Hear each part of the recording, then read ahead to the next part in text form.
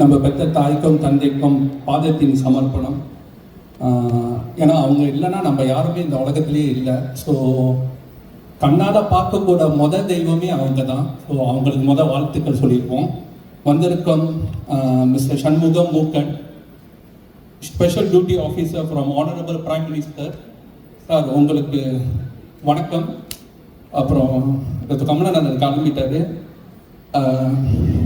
சாமிநாதன் ஐயா ஃப்ரம் இந்தியாவிலேருந்து வந்திருக்கீங்க, உங்களுக்கும் வணக்கம்.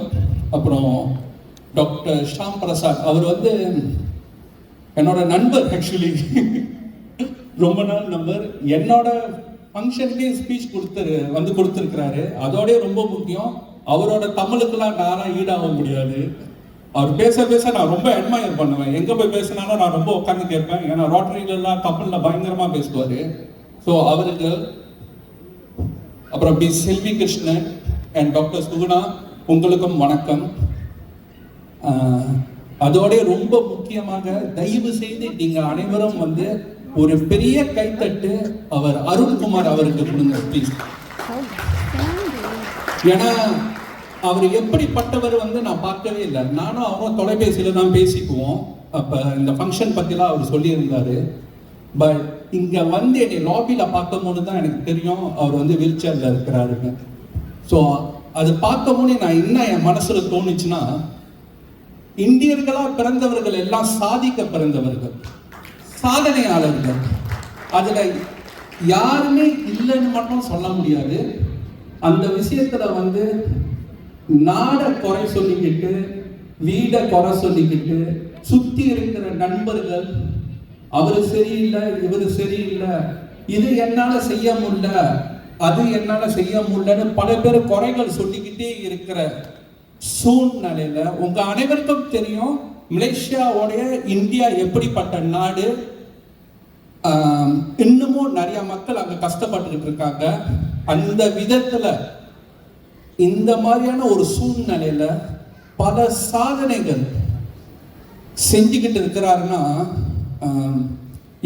அவர் தான் மோட்டிவேஷனே. இன்னைக்கு நீங்க என்ன கேட்டீங்கன்னா, இங்க நிறைய பேர் நாங்கெல்லாம் பேசுறோம், பட் உங்க அனைவருக்கும் மோட்டிவேஷனே அவரு தான். உண்மையாக அவர் தான் மோட்டிவேஷன். ஏன்னா அவர் என்கிட்ட போன்ல பேசக்கூடியும் அவரோட சூழ்நிலையை அவர் என்கிட்ட சொல்லவே இல்லை.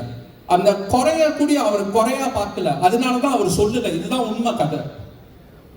அவரோட குறைய அவர் குறையா பார்க்கல, அவர் வெற்றியா பார்த்தனாலதான் இன்னைக்கு சாதனையாளரா பல விஷயங்கள் மலேசியாலையும் சரி இந்தியாலையும் செஞ்சுக்கிட்டு இருக்கிறாரு. ஸோ நம்ம அனைவரும் இன்னைக்கு அவார்ட்ஸ் எடுக்க வந்த அனைவரும், உங்க அனைவருக்கும் வாழ்த்துக்கள். அது மட்டும் நான் சொல்ல விரும்பல. இது ஒரு முதல் படி வாழ்க்கையில. இது ஒரு முதல் படி. இன்னும் நீங்க நிறைய விஷயங்கள் சாதிக்கணும். என்னைக்காச்சும் உங்களுக்கு டிமோட்டிவேட்டா இருந்துச்சுன்னா தயவு செஞ்சு அருண்குமாரோட வீடியோவை கொஞ்சம் பாருங்க. நான் நினைக்கிறேன் நீங்களே எனர்ஜெட்டிக்கா ஆகிடுவீங்க. ஓகேங்களா? ஸோ அதனால உங்க அனைவருக்கும் இதோட விட்டுறாதீங்க. உங்க வாழ்க்கையில என்னென்ன சாதிக்கணும்னு நினைக்கிறீங்களோ தொடர்ந்து செய்யுங்க. ஆப்ஸ்டக்கல் நம்ம தான் கிரியேட் பண்றது. அதாவது நம்ம பிறக்கும் போதும் சரி, நம்ம வளரும் போதும் சரி, எந்த பேரியரும் நம்ம முன்னுக்கு வைக்கிறது இல்லை. நம்மளாதான் ஒரு பேரியரை முன்னுக்கு வச்சுக்கிட்டு என்ன சொல்றோம்னா, இது என்னால் முடியாது அப்படின்னு சொல்லி ஒரு மைண்ட் செட் கொண்டு வந்துடுறீங்க. தயவு செய்து உங்க மைண்ட் செட்டை பாசிட்டிவ்க்கு மாத்துங்க. என்னைக்குமே ஒரு ஒரு வாக்கியம் எனக்கு ரொம்ப பிடிக்கும். அப்துல் கலாம் ஐயா எப்பயுமே சொல்லுவாரு, கனவு கண்ட ஆசைப்படுங்கன்னு சொல்லுவாங்க. அதுக்குன்னு நான் போய் வீட்டுல படுத்து கனவு கண்டுங்க நான் சொல்லல, தப்பா புரிஞ்சுக்காதீங்க. அது படுத்து தூங்குற கனவு. எந்த கனவு உங்களை தூங்க விடாம தொந்தரவு பண்ணுதோ அப்படின்னா நீங்க நிறைய ரைட்டான ட்ராக்ல சாதிக்க முயற்சி பண்ணிக்கிட்டு இருக்கிறீங்க. அதுதான் உண்மை. எந்த கனவு உங்களை தூங்க விடலையோ நீங்க சாதனையாளர் ஆக போறீங்க. ஸோ அதனால ஐயா சொன்ன மாதிரி கனவு காண்டுங்க. Always sky is very high. So அதை தொடுறதுக்கு எவ்வளவு தூரம் வேணாலும் நம்ம முயற்சி பண்ணலாம்.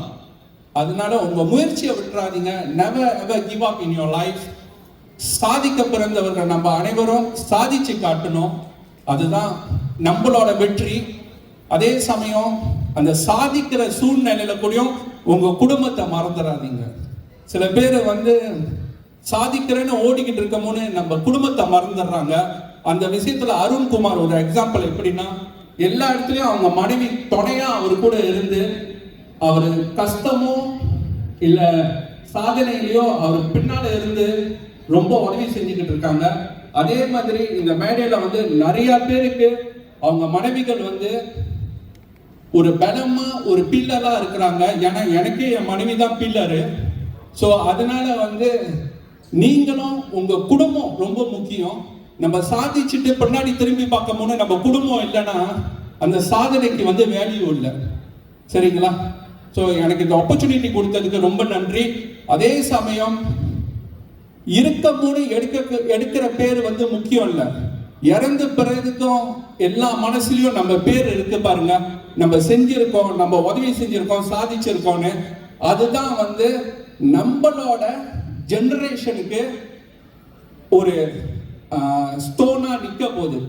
ஸோ மீண்டும் உங்க எல்லா அவார்டீஸ்க்கும் கங்க்ராச்சுலேஷன் அண்ட் வாழ்த்துக்கள். நன்றி, வணக்கம்.